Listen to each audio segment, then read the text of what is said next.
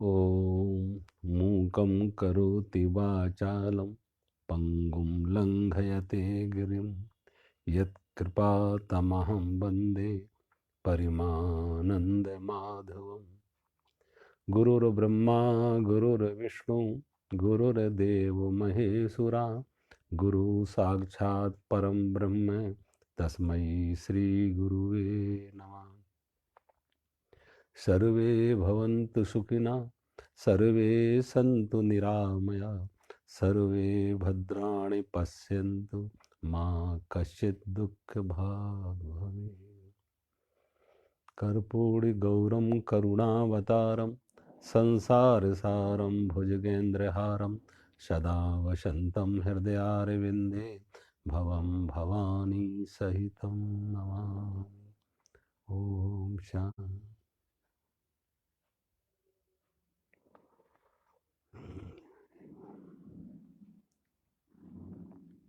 अगला श्लोक है वासांस्य जीर्णानि यथा विहाय नवानि गृह्णाति नरोपराणि तथा शरीराणि विहाय जीर्णान् अन्यानि संयाति नवानि देहि। नैनं छिदन्ति शस्त्राणि नैनं दहति पावका न चैनं क्लेदयन्तापः न शोषति मारुता। अच्छेदोऽयम् अद्दायोऽहम् अक्लेदोऽयम् अशोष्य एव च नित्यः सर्वगतस्थाणो अचलोऽयं सनातना अव्यक्तोऽयमचिन्त्योऽयम् अविकार्योऽयमुच्यते तस्माद्देवं विदित्वेनं नानुशोचितुमर्हसि। अथ चैनं नित्यजातं नित्यं वा मन्यसे मृतं तथापि त्वं महाबाहु नैवं शोचितुमर्हसि। जातस्य हि ध्रुवो मृत्यु ध्रुवं जन्म मृतस्य च तस्मात् परिहारार्थे न त्वं शोचितुमर्हसि। यहाँ अगले श्लोक में जब भगवान कह रहे थे कि हे अर्जुन, इस आत्मा को शास्त्र काट नहीं सकते, शस्त्र काट नहीं सकते, और इसको आग जला नहीं सकती, इसको जल गला नहीं सकता और वायु सुखा नहीं सकता। कल हम इस पर बात कर रहे थे। अगले श्लोक में भगवान लगभग उसी बात को फिर दोहरा रहे हैं कि ये आत्मा अच्छेद है। अच्छेद है क्योंकि शस्त्र से काटा नहीं जा सकता। ये आत्मा अदाय है क्योंकि इसे आग से जलाया नहीं जा सकता। अक्लेद है क्योंकि इसे जल से गलाया नहीं जा सकता। और अशोष्य है क्योंकि इसे वायु से सुखाया नहीं जा सकता। ये आत्मा नित्य है, सर्वव्यापी है, अचल है और स्थिर रहने वाला सनातन है। अब लगभग भगवान उसी बात को फिर दोहरा रहे। ऐसे शस्त्र काट नहीं सकते। अदाह अच्छेदोहम, अदाह, अक्लेद और अशोष्य कि इसे तलवार से शस्त्र से काटा नहीं जा सकता, आग से जलाया नहीं जा सकता, वायु से पानी से जल से गलाया नहीं जा सकता और वायु से सुखाया नहीं जा सकता। यह आत्मा सर्वव्यापी है, अचल है, नित्य है, सर्वव्यापी है। अयम नित्यः सर्वगतः अचलः स्थाणु, और स्थिर रहने वाला है, नित्य है क्योंकि इसका कभी अभाव नहीं है इस आत्मा का। और सर्वव्यापी है यानी सर्वत्र व्याप्त है, कोई ऐसी जगह नहीं है जहां इसका अभाव हो। और अचल यानी चल, बहुत से इसमें चलने की क्रिया नहीं है।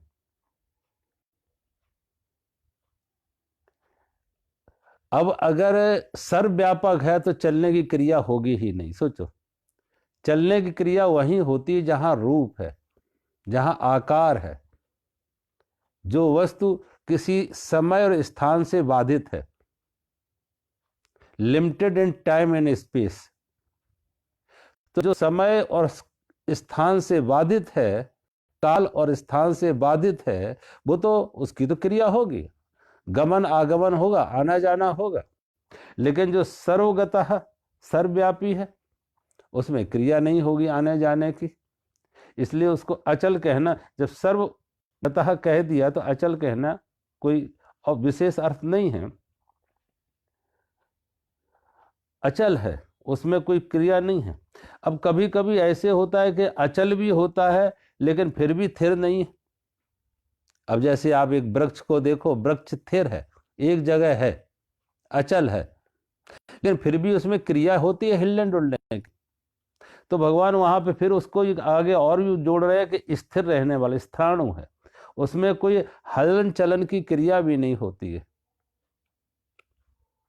तो परमात्मा नित्य है, सर्वव्यापी है, अचल है और स्थिर रहने वाला है, और इसलिए इसका शस्त्र से काटा नहीं जा सकता, आग से जलाया नहीं जा सकता, वायु से जल से गलाया नहीं जा सकता, और वायु से सुखाया नहीं जा सकता। कल मैंने जो उदाहरण दिया था आकाश का, कि आकाश को भी आप तलवार से काट नहीं सकते, आग से जला नहीं सकते, जल से गला नहीं सकते, वायु से सुखा नहीं सकते इस आकाश को। और फिर एक और मैंने बात कही थी, हमने कहा जैसे एक फिल्म में जाते हैं और सिनेमा में जब सिनेमा देखते हैं तो सिनेमा में पर्दे के ऊपर सब कुछ बनता है, कभी आग भी लगती है तो कभी बारिश भी होती है, कभी युद्ध भी होते हैं, लेकिन पर्दा आग से जलता नहीं, जल से गीला नहीं होता, तलवार से कटता नहीं, क्योंकि वो सब चित्र इसलिए उनको कहा, जो दो शब्द आए थे सत और मिथ्या, क्योंकि पर्दा है सत और चित्र है मिथ्या। चित्र है मिथ्या, वो दिख रहे हैं नहीं, उनकी कोई सत्ता नहीं है, वो दिख रहे हैं। चित्र आया और गया, ये चित्र आया, वो अचित्र आया, बाजार आया, बारिश हुई, आग लगी, ये सब दिख रहा है, लेकिन चित्र कहीं होता कुछ नहीं। बाजार अगर लगा है तो अब ये नहीं कि उस बाजार में तुम जाके कोई चीज खरीद लो, कि बाजार है, बहुत बड़ा बाजार है, बहुत बड़ा शहर है, ये तो बारिश उसकी देख के, कहीं उसकी बारिश देख के तुम सिनेमा हॉल में भी छाता तान के बैठ जाओ कि बारिश हो रही है। आग लगी देख के कहीं तुम डर के भागो, यहां आग लग गई।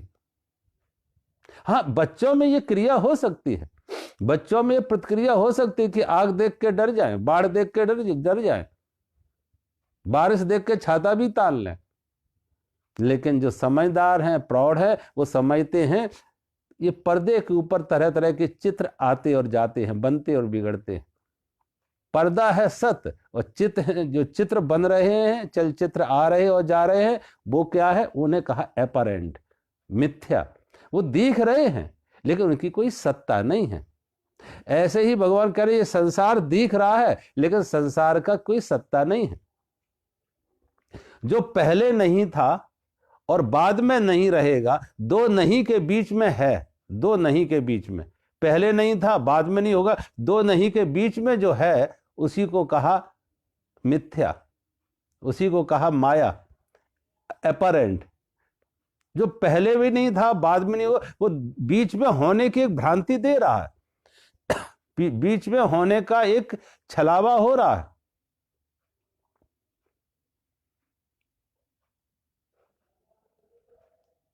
लेकिन कभी कभी आप देखो, जब कोई फिल्म देखने जाता तो फिल्म में जब जिस तरीके के उसमें चित्र आ रहे हो, जिस तरीके का उसमें कोई कहानी कथा हो, कभी कोई बहुत दर्दनाक घटना होती है, लोग रो पड़ते। ऐसे ऐसे लोग मैंने देखे कि सिनेमा में जाके भूल ही जाते कि ये सिनेमा है, ये चित्र है, उसे बात यथार्थ मान लेते, सत्य मान लेते और अपने को उसके साथ जोड़ लेते। ऐसा लग रहा कि वो घटना उधर नहीं हो रही, वो घटना हमारे साथ घट रही है, सुख या दुख की घटना, जन्म या मृत्यु की घटना, हानि या लाभ की घटना जैसे स्वयं के साथ घट रही हो, और व्यक्ति उसी तरह से उत्तेजना में आ जाता है, बहुत भावुक हो जाता है, रो पड़ता है, कभी किसी क्रिया को देख के हंसता है, कभी किसी बात को देख के क्रोध में भी आ जाता है। अब ये तरह तरह के इमोशन, संवेग, भावनाएं उसमें आती हैं। क्यों? वो इतनी मूर्छा में चला गया कि उस फिल्म के साथ ही उसने एक अपना तादाद बना लिया कि ये फिल्म सत्य है और ये मेरे जीवन से जुड़ी हुई है, स्वयं को उससे जोड़ लिया। तो दुख की परिस्थिति में दुखी भी होता है, रोता भी है, खुश होने की कोई घटना होती है तो खुश भी होता है, कहीं कोई ऐसा अन्याय का, घृणा का, क्रोध की बात आती तो क्रोध भी करता, तादाद बना लेता मूर्छा में। एक बार कहते घटना ईश्वर चंद विद्यासागर के बारे में। ईश्वर चंद विद्यासागर बंगाल के बहुत ही विद्वान पुरुष थे, मनीषी थे, ज्ञानी थे। उनके बारे में कहते हैं कि कोई ऐसा प्रश्न नहीं होगा जिसका उत्तर उनके पास ना हो। शास्त्रों के बहुत बड़े ज्ञाता थे, मनीषी थे, शास्त्र मर्मज्ञ थे। एक बार किसी नाटक में उन्हें आमंत्रित किया, किसी नाटक को देखने के लिए उन्हें आमंत्रित किया। ईश्वरचंद विद्यासागर ने उस आमंत्रण को स्वीकार किया और ईश्वरचंद विद्यासागर उस नाटक को देखने गए। जब उस नाटक को देखने गए तो क्या हुआ, अब कोई भी नाटक ऐसा नहीं होगा जिसमें हीरो होगा तो विलेन भी होगा, नायक होगा तो खलनायक भी होगा, राम होंगे तो रावण भी होंगे, कृष्ण है तो कंस भी होंगे। क्योंकि कृष्ण की महत्व तभी बढ़ता है जब कंस हो साथ में, राम की महिमा तभी बढ़ती है जब रावण भी साथ में हो। कभी आप देखो, अगर चित्र सफेद रंग का है तो ब्लैक बोर्ड काला होगा, उसकी बैकग्राउंड काली होगी। काले ब्लैक बोर्ड पर सफेद चाक से लिखा जा सकता है। उसका जो है, अगर काला बैकग्राउंड है तो सफेद चित्र ज्यादा उभर के आएगा, ज्यादा साफ आएगा। इसलिए हर नायक के साथ खलनायक जोड़ा जाता है। तो जैसा वो नाटक था उसमें खलनायक की भी एक भूमिका थी, और वो खलनायक एक स्त्री को परेशान कर रहा था। वो खलनायक एक स्त्री को, नाटक में एक स्त्री को वो परेशान कर रहा था। वो इतना परेशान कर रहा था कि स्त्री रो पड़ी, और जब ये घटना देखी, जब ये दृश्य देखा ईश्वरचंद विद्यासागर ने, तो वो भूल ही गए ये नाटक है। उन्होंने अपने पैर से जूता निकाल के और फेंक के मारा उस खलनायक को, उस विलेन को, उस खलनायक को अपने पैर का जूता उतार कर उन्होंने फेंक के मारा। लेकिन वो कहते हैं जो नाटक कर रहा था, खलनायक का रोल कर रहा था, एक्टिंग कर रहा था, वो ज्यादा समझदार था। उसने वो जूता उठा लिया और वो जूता उठा के उसने अपने सिर से लगाया और कहा, मैंने जीवन में पुरस्कार तो बहुत पाए, लेकिन इससे बड़ा पुरस्कार आज तक नहीं पाया, इससे बड़ा पुरस्कार आज तक नहीं पाया।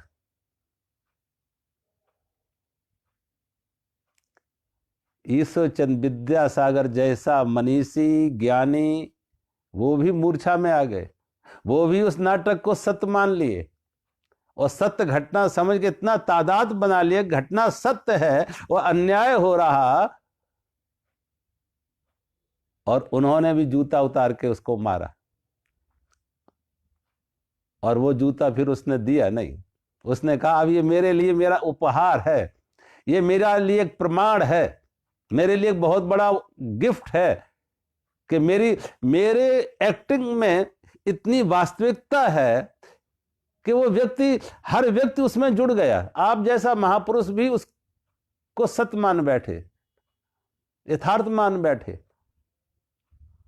यही होता कि जब हम नाटक में होते हैं तो भूल ही जाते कि वो नाटक है, वो दृश्य है, वो लीला है, वो एक्टिंग है, हम उसे यथार्थ मान लेते। तो कभी ऐसी स्थिति आती है, बहुत दर्दनाक स्थिति हो तो हम रो पड़ते हैं, कभी बहुत खुशी की बात हो तो हंस पड़ते हैं, कहीं कोई घटना ऐसी क्रोध की है तो क्रोध में भी आ जाते हैं, अन्याय की कोई घटना हो।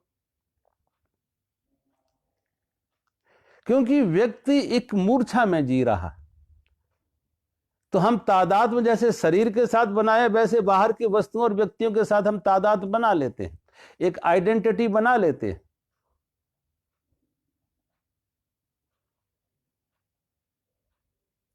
तो इसलिए भगवान कह रहे कि जो भी बाहर की चीजें हैं, कोई आकार है, कोई रूप है, तो आकार को तोड़ा जा सकता है, रूप को बिगाड़ा जा सकता है, उसको तलवार से काटा भी जा सकता है, आग से जलाया भी जा सकता है, जल से गलाया भी जा सकता है, वायु से सुखाया भी जा सकता है, अगर वो रूप है, अगर वो आकार है। लेकिन जो परमात्मा अरूप है, निराकार है, उसे जल से गलाया नहीं जा सकता, वायु से सुखाया नहीं जा सकता। और वो चूंकि उसका रूप नहीं है इसलिए तो वो सर्वव्यापक है, वो सर्वगता इसीलिए है कि रूप नहीं है। रूप होता तो समय और स्थान में बाधित हो जाता, अगर रूप होता। लेकिन वो अरूप है, निराकार है, तो वो सर्वगता है, सर्वत्र व्याप्त है। अचल है क्योंकि सर्वव्यापक है, तो चलने की, हिलने डुलने की क्रिया भी नहीं होगी जब सब जगह है। क्रिया तो उसी में होगी जो आकार में हो, चलने की, गमन आगमन की क्रिया वही होगी जिसमें आकार हो। जो सर्वत्र हो, अचल हो, वो तो स्वाभाविक अचल होगा ही। और स्थाणु है, वो सदा रहने वाला, उसमें कोई परिवर्तन भी नहीं, हिलना डुलना भी नहीं और कोई परिवर्तन भी नहीं। मैंने कहा ना, परमात्मा और पदार्थ में यही अंतर है कि पदार्थ में परिवर्तन है लेकिन परमात्मा में परिवर्तन भी नहीं है। पदार्थ में परिवर्तन है कि जो ठोस में है वो लिक्विड में हो जाए, लिक्विड गैस में हो जाए, और गैस को फिर ठंडा कर लो तो लिक्विड बन जाए, लिक्विड को ज्यादा ठंडा कर दो पानी फिर सॉलिड में आ जाए। जैसे पानी से बर्फ बन जाती है, बर्फ को ठंडा कर लो, बर्फ को थोड़ा गर्म कर दो तो पानी बन जाए, पानी को ज्यादा गर्म कर दो तो भाप बन जाए। तो उसमें रूप का रूपांतरण होता है, अवस्था परिवर्तन होता है। लेकिन परमात्मा में कोई अवस्था परिवर्तन नहीं है, वो नित्य है, एक रूप है, सर्वव्यापी है, अचल है, उसमें कोई रूप का परिवर्तन भी नहीं है उस परमात्मा में। मैंने कहा उसी तरीके से जैसे पर्दे पर पर्दा नहीं जलता है चाहे जितने, क्योंकि चित्र अनरियल है, इनकी यथार्थ कोई सत्ता है नहीं। अगर कहीं खोजने जाओ पर्दे पे कहीं मिलेगा कोई बरसात, कोई आग, कोई युद्ध, कुछ नहीं है, लेकिन बन रहे बिगड़। ऐसे ही ये संसार की सत्ता है, इसलिए इसको माया कहा। ये दिख रहा है लेकिन है नहीं। दो नहीं के बीच में एक है, दो नहीं के बीच में, जो पहले भी ना हो बाद में भी हो।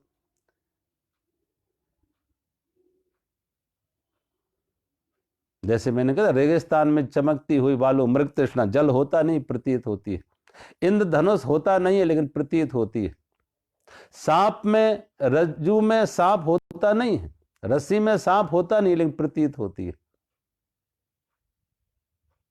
अब प्रतीत तो सांप की हुई लेकिन आधार क्या था? रज्जू थी।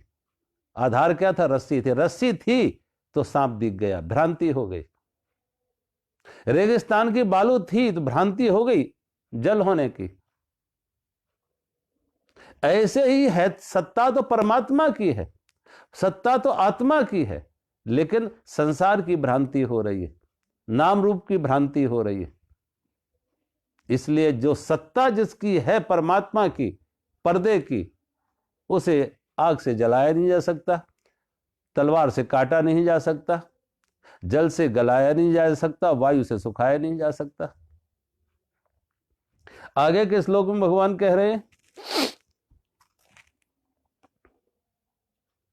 अव्यक्तोयम अचिंतोयम अविकार्योयमुच्यते तस्माद् विदित्वेनैनं नानुशोचितुम् अर्हसि। कहते हैं ये आत्मा अव्यक्त है और अचिंत है और ये आत्मा विकार रहित है कहा जाता है। इसलिए हे अर्जुन, इस आत्मा को उपयुक्त प्रकार से जानकर भी तू शोक करने योग्य नहीं है, अर्थात तुझे शोक करना उचित नहीं है। अर्जुन को शोक क्यों नहीं करना चाहिए? क्योंकि यह आत्मा अव्यक्त है, ये अचिंत्य है और अविकार है। अब तीन बातें इसमें दी हैं। क्या तीन बातें हैं? कि अव्यक्त है, आत्मा अव्यक्त है,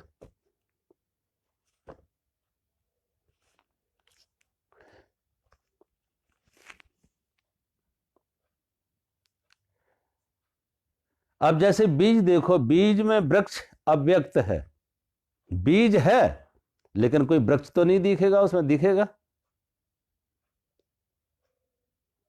बीज तो दिख रहा सामने लेकिन बीज में वृक्ष दिख नहीं रहा है। लेकिन उसी बीज को जमीन में बो और फिर वो उस बीज से एक छोटा अंकुर निकलेगा, वही अंकुर धीरे धीरे बड़ा वृक्ष बनेगा, फल आएंगे, फूल आएंगे। बीज छोटा था वो, लेकिन उसमें वृक्ष अव्यक्त था, प्रकट नहीं था। वो प्रकट हुआ बीज से ही, लेकिन उस समय जब बीज रूप में था तो अव्यक्त था। ऐसे ही परमात्मा अव्यक्त है, परमात्मा है लेकिन ऐसे ही अव्यक्त है जैसे बीज में वृक्ष अव्यक्त है, प्रकट नहीं है।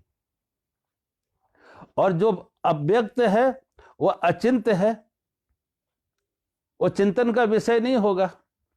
भाई जिसका कोई रूप हो, जिसका आकार हो, उसे तो आप मन बुद्धि से विचार कर सकते हैं, तर्क कर सकते हैं, आंख से देख सकते हैं, कान से सुन सकते हैं, नाक से सूंघ सकते हैं, जीभ से स्वाद ले सकते हैं, लेकिन वो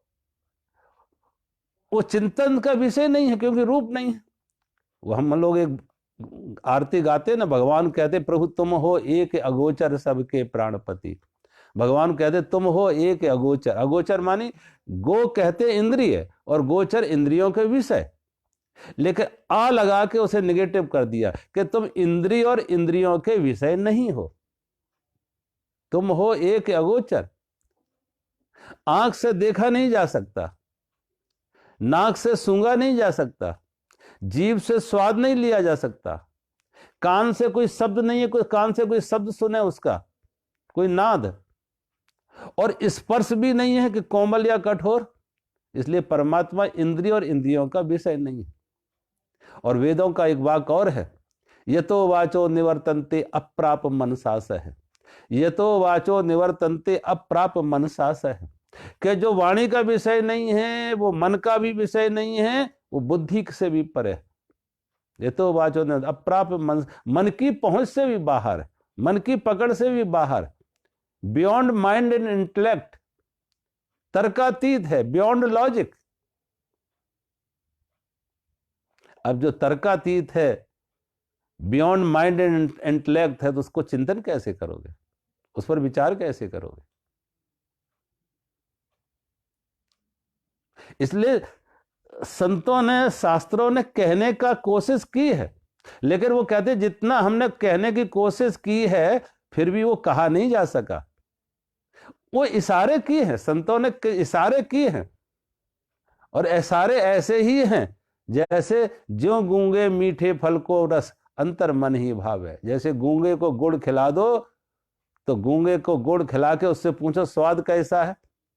अब स्वाद तो लिया है उसने, लेकिन शब्द नहीं है उसके पास बताने के लिए। स्वाद तो लिया, गूंगे ने गुड़ का स्वाद लिया है, लेकिन शब्द नहीं है बताने के लिए, भाषा नहीं है उसके पास बताने के लिए।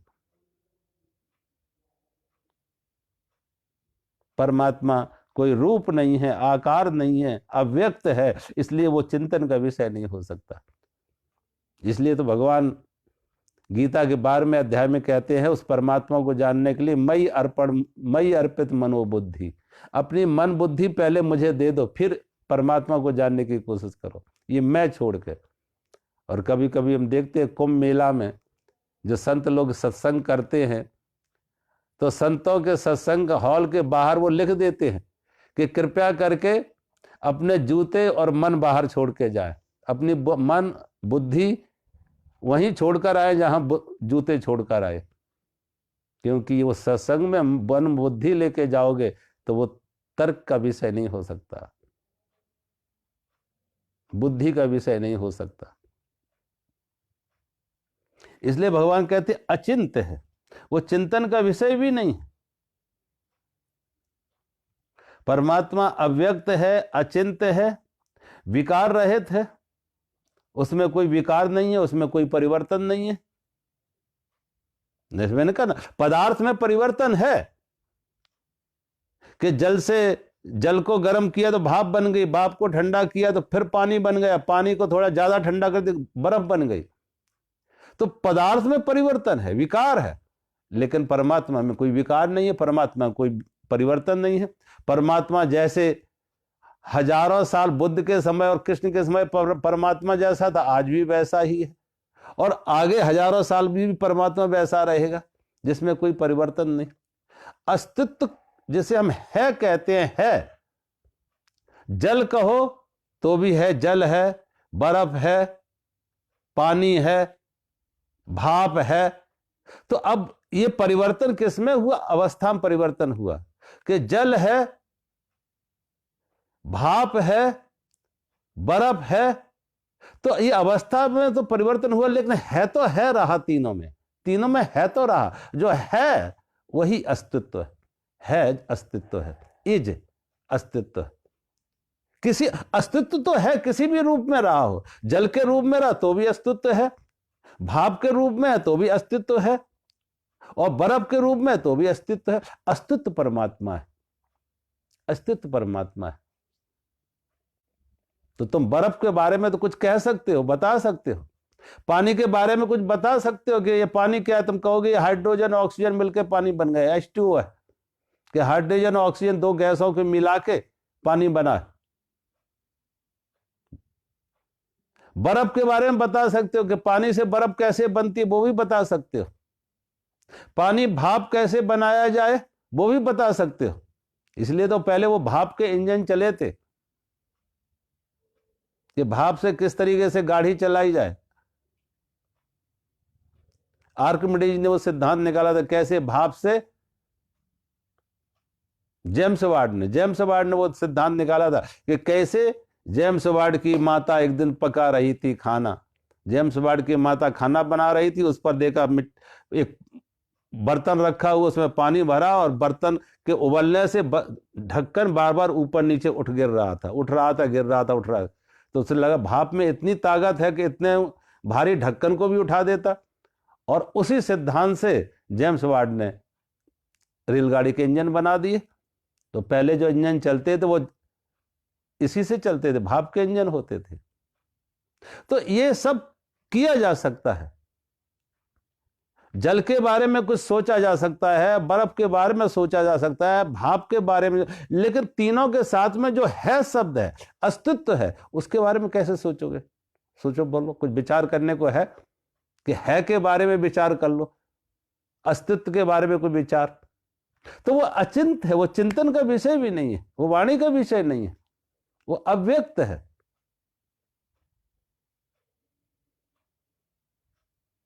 और जो अव्यक्त है, अचिंत्य है, विकार रहे थे, उसमें कोई विकार नहीं है, कोई परिवर्तन नहीं है, तो तब भी भगवान कहते फिर भी तुम्हें शोक करने का कोई कारण नहीं है। क्योंकि जिसके बारे में शोक करे वो शरीर है, और आत्मा की मौत नहीं है, आत्मा के का कोई विकार नहीं है, वो अजन्मा है, वो अविनाशी है। तो इसलिए भगवान कह रहे अगर इस आत्मा को इस प्रकार भी जान लो कि अचिंत है, अव्यक्त है, विकार रहित है, तो भी शोक करने का कोई कारण नहीं है। क्योंकि तुम युद्ध करोगे, युद्ध में, तलवारों में, युद्ध में कोई आत्मा की मौत नहीं होगी, आत्मा की मौत नहीं होनी। तो जिसकी मौत ही नहीं होनी है और आत्मा से वियोग भी नहीं होना, कि तमाम आत्माएं, हमारी आत्मा उसकी आत्मा की हत्या करेगी, हमारी आत्मा उस आत्मा से दूर हो जाएगी, वियोग हो जाएगा। आत्मा को ना लाभ है, ना हानि है, ना संयोग है, ना वियोग है, ना जन्म है, ना मृत्यु है। और भय के यही कारण है कि लाभ हानि है। राज मिलेगा या नहीं मिलेगा, राज मिलेगा या नहीं मिलेगा, भोग मिलेंगे नहीं मिलेंगे, लाभ हानि है। संयोग वियोग है कि जो हमारे हैं वो हमसे दूर हो जाएंगे, बिछुड़ जाएंगे, उनके बिना हम कैसे रह पाएंगे, संयोग वियोग है। जन्म मृत्यु है कि अगर जिनकी, जो आज मेरे सामने कल उनकी मौत हो गई तो चूंकि आत्मा में जन्म मृत्यु नहीं है, संयोग वियोग नहीं है, लाभ हानि नहीं है, तो भी कोई चिंता का कोई कारण नहीं है। कि फिर भी चिंता कहां आती है, शोक का क्या कारण है कि उसके लिए आप दुखी हो। आपके युद्ध में लाभ हानि होगी, युद्ध में जन्म मृत्यु होगी, और युद्ध में संयोग वियोग होगा। जो हैं उनकी मौत हो जाए, जो मिले हैं वो बिछुड़ जाए, और जो राज्य के लिए युद्ध हो रहे हैं वो राज्य में लाभ हो या हानि हो, हार हो या पराजय हो। लेकिन ये जो आत्म तत्व है, परमात्मा है, आत्म तत्व है, उसका तो कोई इससे लाभ हानि से संबंध नहीं, संयोग वियोग से कोई संबंध नहीं, जन्म मृत्यु से कोई संबंध नहीं। तो भी भगवान कह रहे फिर भी अर्जुन तेरे लिए शोक का तो कोई कारण नहीं, फिर भी तू शोक किस लिए कर रहा। अब ये तो जीवन का शाश्वत नियम है।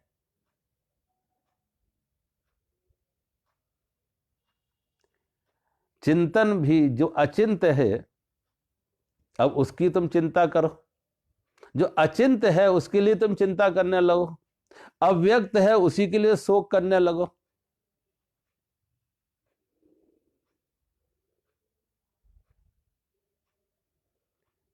कोई व्यक्ति इसी बात को चिंता करने लगे कि ये फिल्म आ रही है पर्दे के ऊपर आग जलाने की, और जो अब फिल्म उसका सिनेमा का मालिक है वो, या वो कोई मालिक का बच्चा हो, और वो रो पड़े कि मेरा पर्दा ही जल जाएगा। अब बच्चे को मालूम नहीं फिल्म है, लेकिन उसने आग देखी, हो सकता है उसको दुख हो कि कहीं पर्दा जल ना जाए। तो ये बाल बुद्धि है, चाइल्डिश है।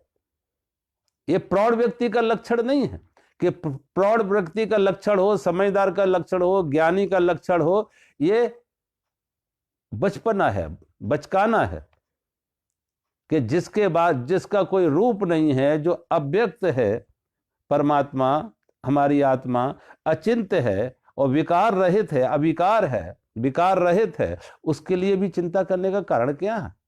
और उसके लिए अर्जुन तू चिंता कर रहा, उसके लिए तू शोक कर रहा, उसके लिए तेरे मन में मोह हो गया।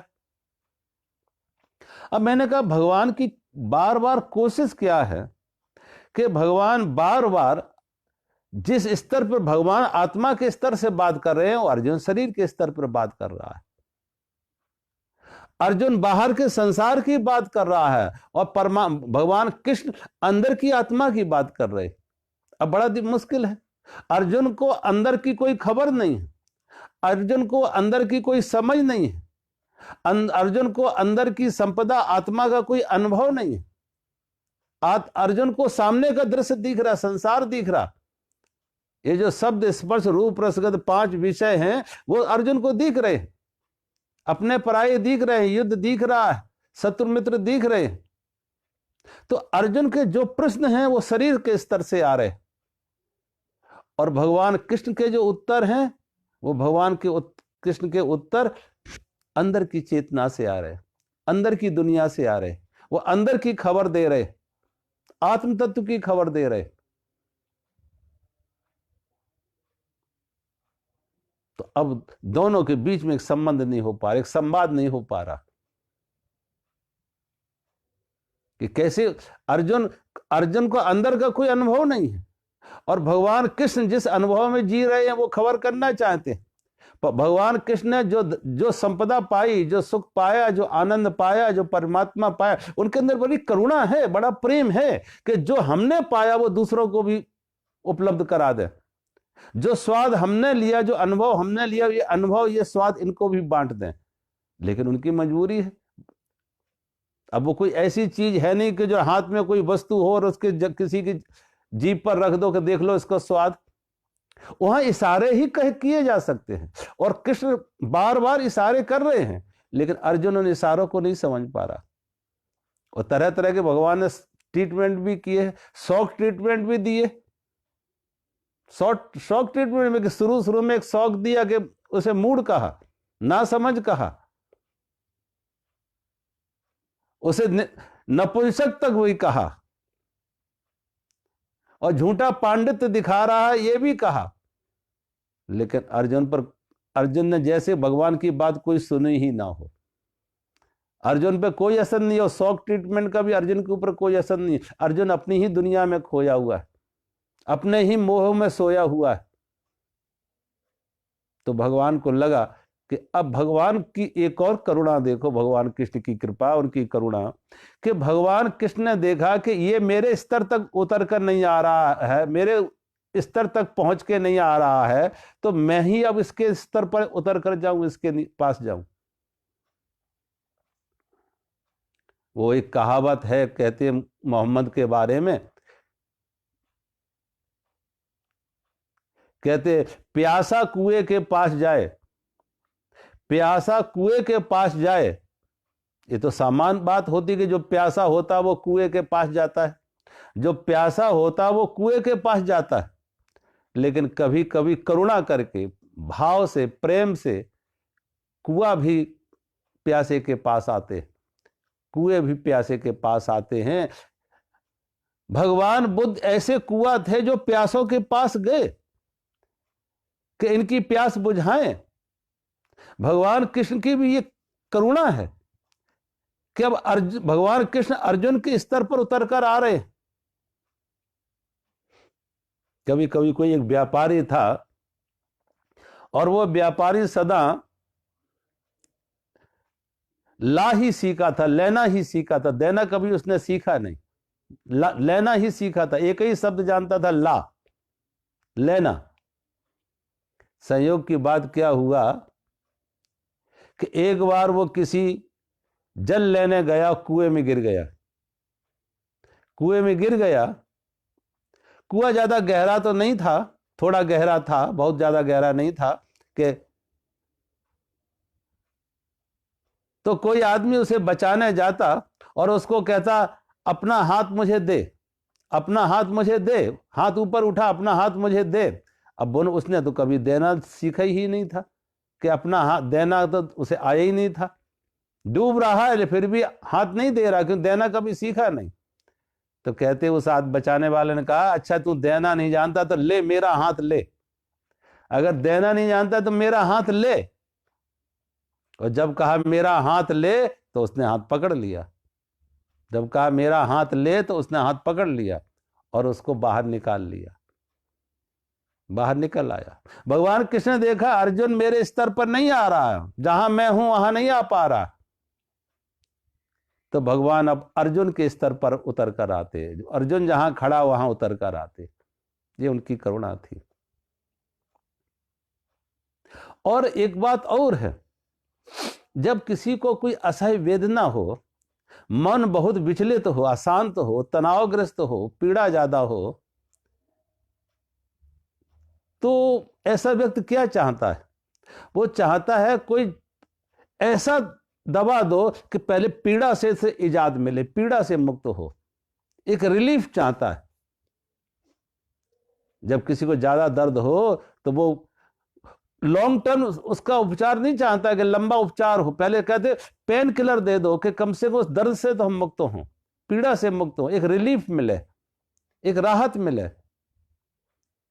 तो भगवान कृष्ण की ये करुणा है कि अब अर्जुन जो चाह रहा था, अर्जुन ज्ञान नहीं चाह रहा है, अर्जुन कोई इस समस्या का समाधान नहीं चाह रहा है, अर्जुन चाह रहा है एक सांत्वना, अर्जुन भगवान श्री कृष्ण से सांत्वना चाह रहा है, लेकिन भगवान सांत्वना ना दे के समाधान दे रहे कि ऐसी बात बताएं जो ये रोग से मुक्त हो जाए, बीमारी से मुक्त हो जाए, मोह से मुक्त हो जाए, और मोह से मुक्त हो जाए, जाग जाए, मोह से मुक्त हो गया तो न भागना न भोगना। लेकिन अर्जुन जाग नहीं पा रहा, अर्जुन उस मोह से, आसक्ति से, तादात्म्य में मुक्त नहीं हो पा रहा।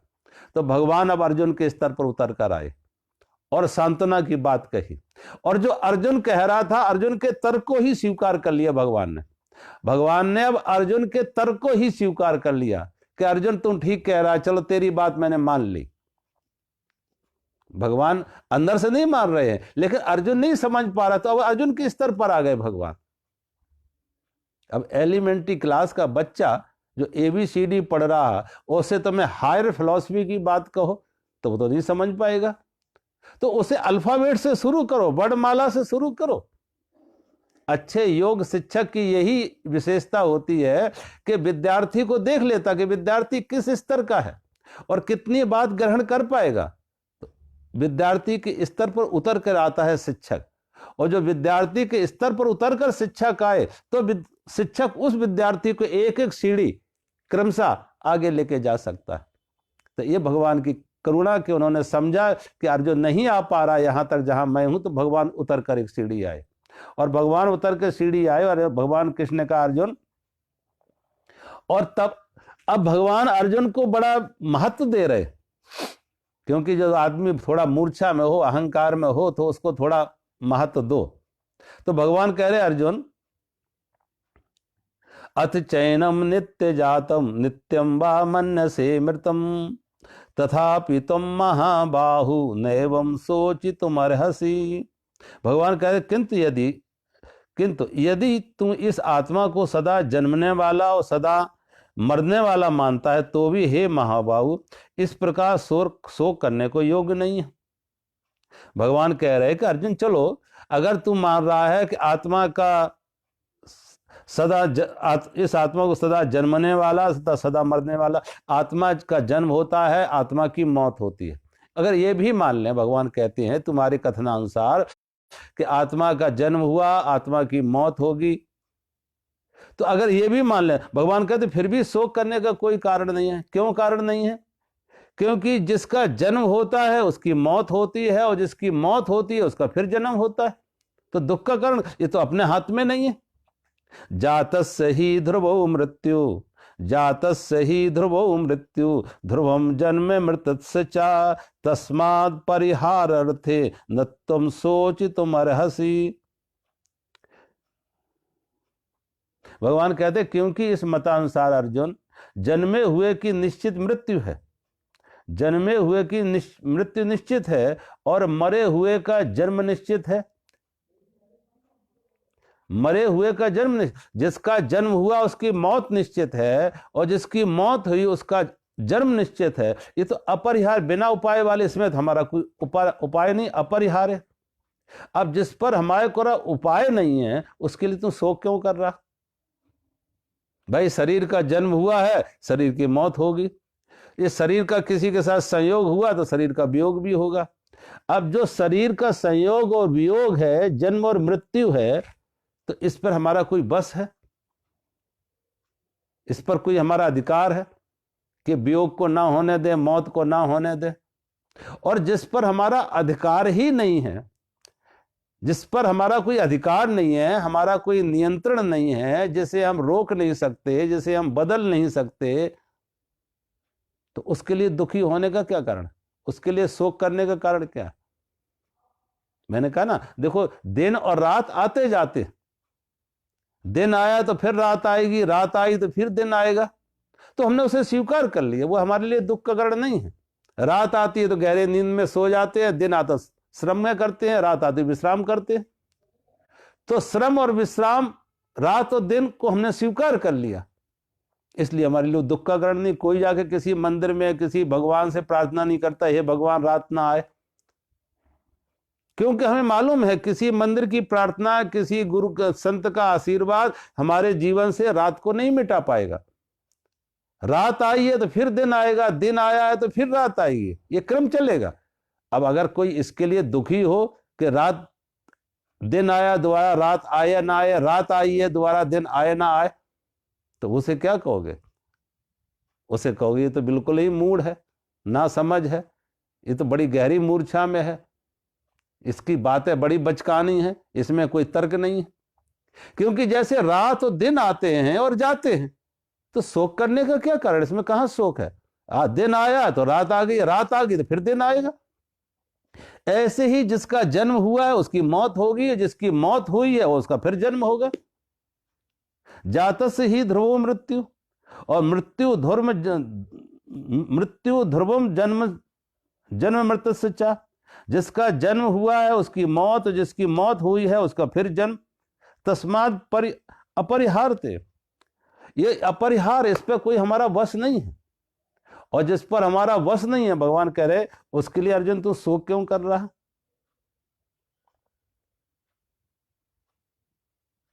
कभी कभी लोग व्यक्ति में अपने को बीच में कर्ता मान लेते। वो सोच रहे कि दिन भी हुआ तो हमारे कारण से, रात भी हुआ तो हमारे कारण से।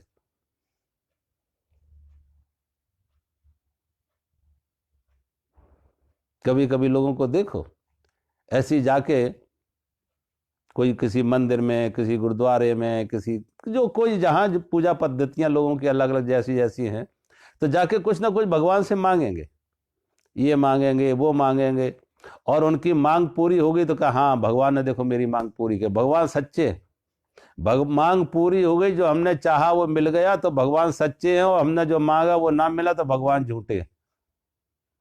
एक आदमी मेरे पास आया, वो कहने लगा महाराज अभी तक तो हम नहीं मानते थे भगवान को, लेकिन अब मानने लगे। मैंने कहा क्या हुआ अचानक, कैसे मानने लगे? कि एक दिन मैंने जाके मंदिर में कहा कि भगवान अगर तुम हो तो 3 महीने में मेरे बेटे की नौकरी लग जाए।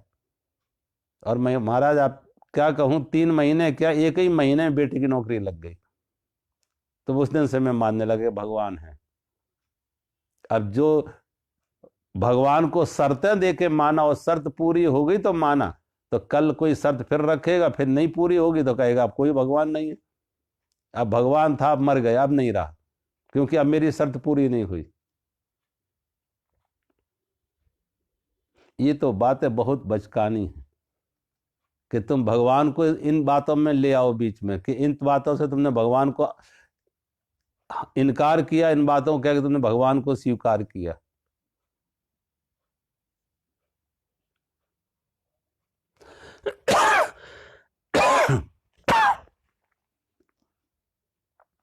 किसी गांव में एक बूढ़ी औरत रहती थी।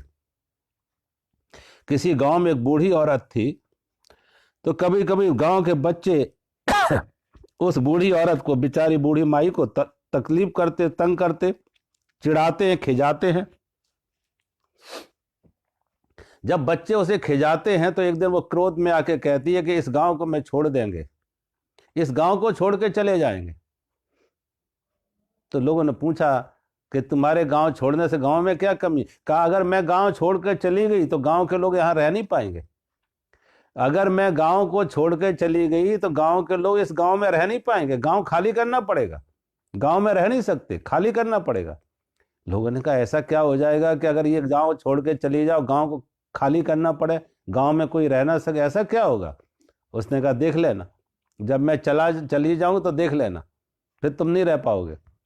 एक दिन ऐसा ही हुआ कि क्रोध में आके, गुस्से में आके वो गांव छोड़ के चली जाती। और जब गांव छोड़ के चली जाती दूसरे गांव में, तो उसने एक मुर्गा पाल रखा था। उसने अपने पास एक मुर्गा पाल रखा था। जब मुर्गा बांग देता था तो सूरज निकलता था। अब वो मुर्गा लेके दूसरे गांव में चली गई तो उसने कहा उस गांव में मुर्गा तो है नहीं, बांग देगा नहीं तो सूरज निकलेगा नहीं। उस गांव में मुर्गा है नहीं, मुर्गा बांग देगा नहीं तो सूरज निकलेगा नहीं, अंधेरे में बैठे होंगे। अब रोएंगे अंधेरे में, अपने किए हुए पे कोसेंगे कि हमने उसको तंग किया, वो चली गई। अब अंधेरे में कैसे रह पाएंगे? उस गांव छोड़ना पड़ेगा गांव। अब बूढ़ी का अपना तर्क है कि मुर्गा बोलता है तो इसलिए सूरज निकलता है, मुर्गा बोलता है इसलिए सूरज निकलता है, मुर्गा ना बोलेगा तो सूरज नहीं निकलेगा। ऐसे लोग अपने को बीच में कर्ता बना लेते हैं। कर्ता बना लेते, मेरे कारण से ये हुआ, जन्म हुआ तो मेरे कारण से, मौत होगी तो मेरे कारण, न तुम्हारे कारण से जन्म होता ना तुम्हारे कारण से मौत होती है। व्यक्ति का अहंकार अपने को बीच में ले आता, अपने को कर्ता बना लेता कि मैं करता हूं।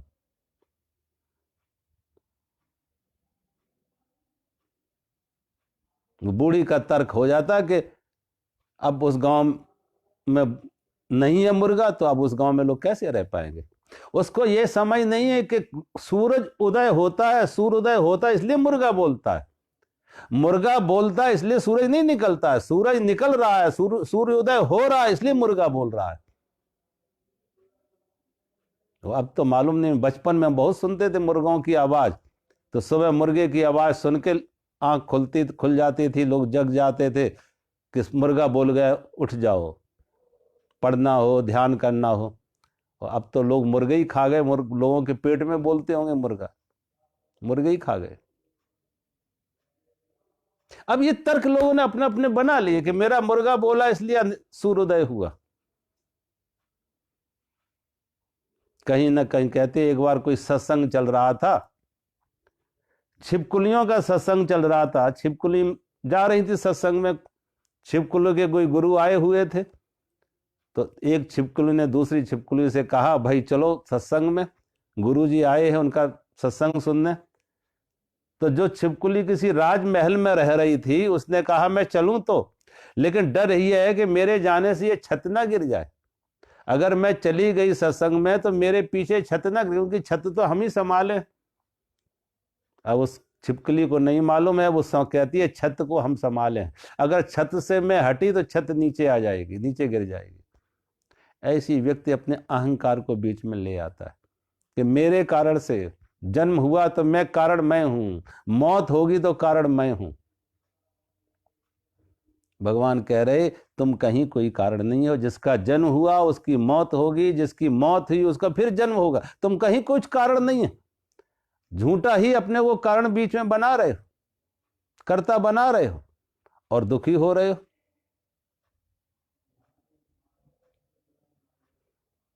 कोई कहते हैं माता पिता भी कोई कारण नहीं है, वो तो ऐसे है जैसे गंगा गंगोत्री से निकली, गौमुख से, गंगोत्री से, हिमालय से गंगा निकली, गंगा सागर में जाके मिलेगी, बीच में घाट बहुत आएंगे, बीच में बहुत घाट आएंगे, हरिद्वार के घाट होंगे, ऋषिकेश के घाट होंगे, प्रयागराज के घाट होंगे, काशी के घाट होंगे, बहुत घाट होंगे, लेकिन हर घाट को भ्रांति होगी कि गंगा हमने पैदा की, क्योंकि वो गंगा उस घाट के निकट से निकली, वो गंगा उस घाट के निकट से निकली, तो हर घाट को भ्रांति हो जाएगी कि गंगा मैंने पैदा की, गंगा मैंने पैदा की।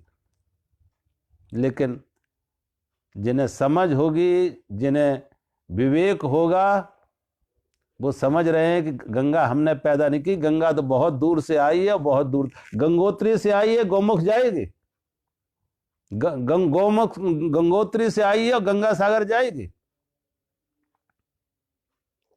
गंगा की यात्रा लंबी है, ऐसे ही हर जीव की यात्रा लंबी है, अनंत अनंत जन्मों से हर जीव की यात्रा लंबी है।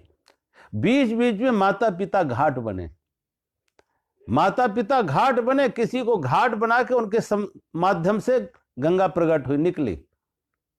तो माता पिता ने पैदा नहीं किया, उस जीव की यात्रा कई जन्मों से है, कई जन्मों से यात्रा है, और कई जन्म आगे और भी जाएगी।